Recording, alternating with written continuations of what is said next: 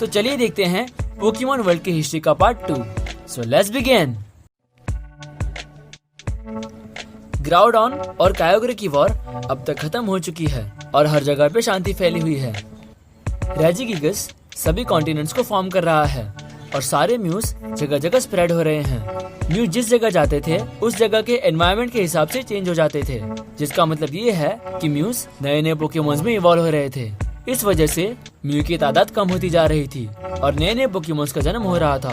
इसी तरह कैबिटो, ओमास्टर, आर्कियोप्स, जेनेसेक्ट और एरोडेक्टिल जैसे पोकेमॉन्स एग्जिस्टेंस में आए। इसीलिए म्यू को सारे पोकेमॉन्स का पूर्वज कहा जाता है। लोग ये भी कहते हैं कि म्यू लेक गार्डियंस की बनावट है, जिसका जिक्र हमने हमारे पहले पार्ट में किया था।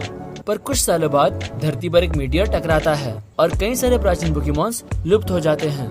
लेकिन टाइम के साथ साथ धीरे धीरे अर्थ का एनवायरनमेंट फिर से ठीक होने लगता है और बचे हुए पोकेमॉन्स अभी भी दूसरी स्पीशीज में इवॉल्व हो रही थी। अब से करीब 2 लाख साल पहले आइस एज का समय आया और ये भी कहा जाता है कि इस समय ह्यूमंस भी एग्जिस्टेंस में आए। मोमोस्वाइम, टायरेंट्रम और अरोरस जैसे पोकेमॉन्स एग्जिस्टेंस में आए और इस समय ह्यूमंस और पोकेमॉन्स के बीच तालमेल बनने लगा। पोकेमॉन्स और ह्यूमंस साथ में काम करने लगे। रेजिगिगस की लोग पूजा करते थे, पर उसकी ताकत देखकर लोगों को उससे डर भी लगता था। इसीलिए उससे और उसके 3 क्रिएशंस को कैद कर दिया गया। और ये भी कहा जाता है कि अननोन की मदद से ह्यूमंस ने लैंग्वेज यानी कि भाषा का इजाद किया। कुछ समय बाद 2 भाई मिलकर जुनोवा रीजन को बनाते हैं और रीजन को बनाते वक्त वो एक ड्रैगन पोकेमॉन की मदद लेते हैं, जो था ओरिजिनल ड्रैगन पोकेमॉन, जिसका नाम स्पेसिफाई नहीं किया गया। और दोनों भाई आपस में झगड़ने लगे कि जिंदगी में सच ज्यादा इम्पोर्टेंट है या आदर्श।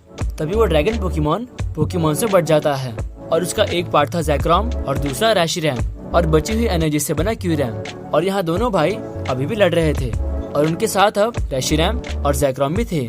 जुनोवा रीजन डिस्ट्रॉय होने ही वाला था, लेकिन दोनों भाई के बीच की लड़ाई रुक जाती है और दोनों भाइयों को पता चल जाता है कि जिंदगी में आदर्श और सच दोनों ही इक्वली इम्पोर्टेंट है। और इसी तरह जुनोवा रीजन की वॉर खत्म हो जाती है। और कुछ सालों बाद कैलॉस रीजन में और एक जबरदस्त फाइट होती है, जिसमें कई सारे पोकेमॉन्स घायल हो जाते हैं। वॉर में फ्लैबेब नाम के पोकेमॉन की जान चली जाती है और उसका ट्रेनर था किंग एजी। अपने पोकेमॉन की मौत का गम वो झेल नहीं पाता और वो उसे फिर से जिंदा करने के लिए एक मशीन बनाता है। उस मशीन ने कई सारे पोकेमॉन्स की लाइफ को खत्म करके फ्लैबीब को जिंदा किया और फ्लैबीब और किंग एजी को इटर्नल लाइफ मिल गई।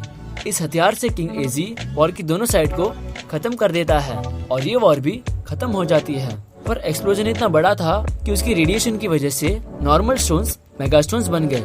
और ये भी कहा जाता है कि इस एक्सप्लोजन ने 2 अलग अलग यूनिवर्स को क्रिएट किया, यानी कि एक जिसमें मेगा स्टोन्स थे और दूसरे जिसमें मेगा स्टोन्स नहीं थे।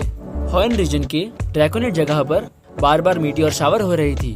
इन मीटियोर्स की वजह से नेचुरल एनर्जी बढ़ती गई और ग्राउडॉन और कायोग्रे फिर से जाग उठे और इन दोनों को नेचुरल एनर्जी चाहिए थी और उस एनर्जी की वजह से दोनों ही अपने प्राइमल फॉर्म में आ जाते हैं और दोनों के बीच में लड़ाई शुरू हो जाती है।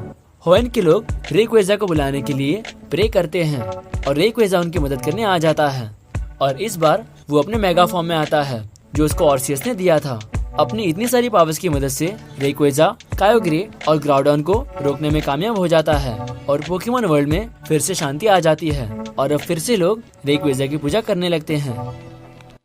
सो गाइस, अगले पार्ट में हम हो-ओ और लूगिया की स्टोरी भी देखेंगे और ये भी देखेंगे कि म्यूटू कैसे बना। तो हमें सब्सक्राइब करना ना भूलें, क्योंकि हम ऐसी ऑसम कंटेंट रेगुलरली बनाते हैं।